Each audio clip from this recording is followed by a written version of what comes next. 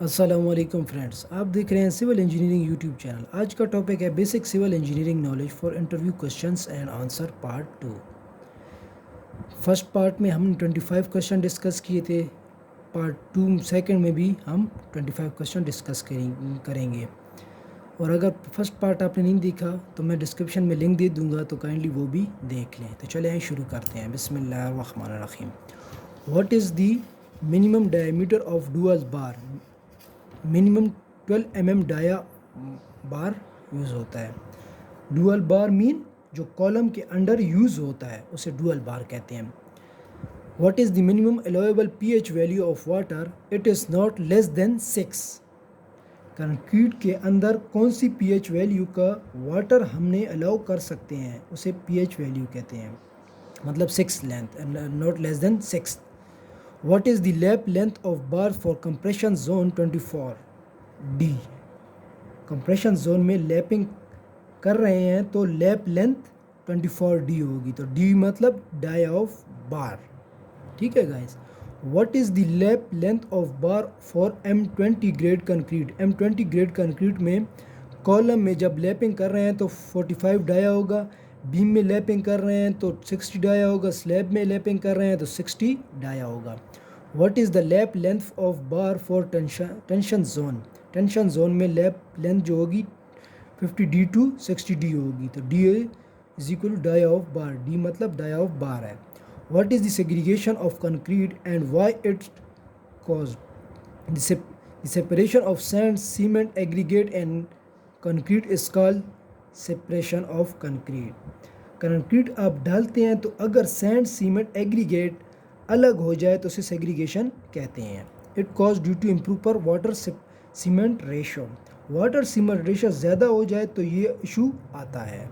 Allow cause for power above 1.5 height, मतलब 1.5 height से ऊपर नहीं डालनी चाहिए क्योंकि वो सेग्रीगेशन पर होने का ख़तरा होता है।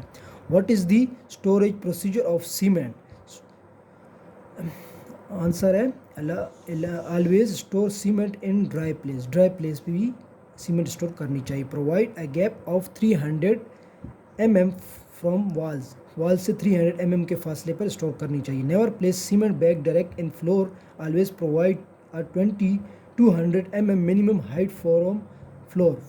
फ्लोर से भी 200 mm के फासले पे करनी चाहिए स्टोर, क्योंकि फ्लोर में भी अक्सर मॉइस्चर होते हैं।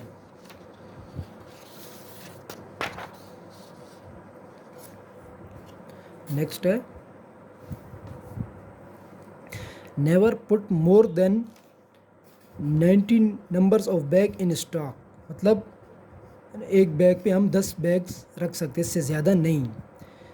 Keep in mind never make a cement storage near chemical effect floor और area and moisture effective area. Chemical effect floor and area and moisture effect area हो तो सीमेंट बैग स्टोर नहीं करना चाहिए। ठीक है guys.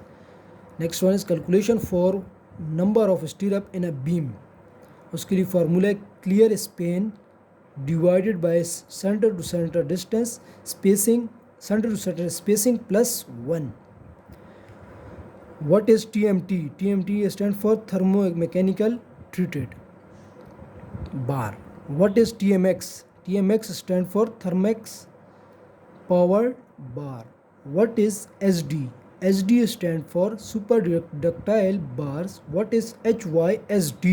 HYSD stand for high yield strength deform bars. What is CTD? CTD stand for cold twisted deform bar. What is angle of staircase flight?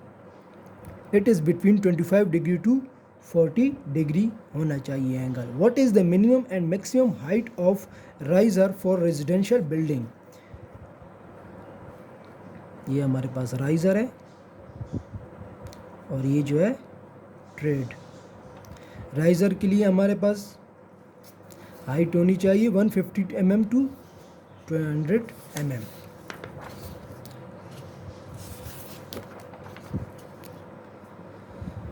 What is the minimum maximum width of treated for residential building?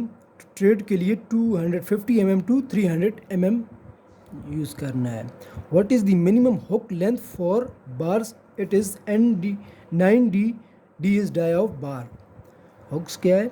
Steel bar को आप bend कर लेते हैं, इसे hook कहते हैं। और इसकी जो हुक लेंथ के बारे में है तो हुक लेंथ जो है 9D, डी जो है डाया ऑफ बार है। How much brick need for 1 cubic brick of 230 mm brick wall work? मतलब 9 इंचेस की वॉल हो तो उसमें 496 नंबर ऑफ ब्रिक्स यूज़ होंगी, मतलब 500 कह सकते हैं। How much brick need for 115 mm thickness brick work? मतलब 4.5 इंच की सिंगल ऑफ ब्रिक में जो है, सिंगल ब्रिक में 56 नंबर ऑफ ब्रिक नंबर्स पर स्क्वायर मीटर एज्यूम होती हैं, एज्यूम कर सकते हैं। What is the bleeding in concrete? Water, when water comes out from a just made concrete or fresh concrete, then it is called bleeding. Bleeding क्या चीज़ है? Concrete में ज़्यादा पानी निकलने लगे तो उसे जो डिफेक्ट आती है उसे ब्लीडिंग कहते हैं, यानी कि सैंड सीमेंट नीचे बैठ जाए, पानी नज़र आने लग जाए, उसे ब्लीडिंग कहते हैं। What is the maximum free fall of concrete? Maximum allowable height of concrete free fall is 1.5 metre.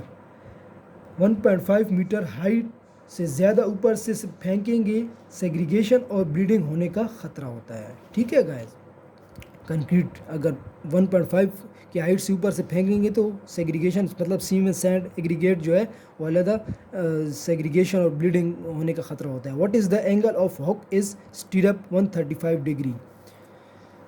स्टीरअप है ना, इसकी जो ये हुक्स होती हैं इसके एंगल के बारे में बात करें 35 डिग्री होना चाहिए। How much bar should be left in a bar bending zone? Bar bending zone में बार जो है मोर देन 50% होनी चाहिए, not more than 50%। What is the volume of 1 bag cement? ये हमने पहले भी डिस्कस किया था, फिर भी कर लेते हैं। 1 बैग सीमेंट का वॉल्यूम जो है 0.035 क्यूबिक मीटर और 1.23 क्यूबिक फीट होता है। Calculation of for weight of steel bar जो है D square multiply by L divide by 162। इसे ऐसे भी लिख सकते हैं, D square divide by 62 multiply by length, तो इस तरह भी लिख सकते हैं।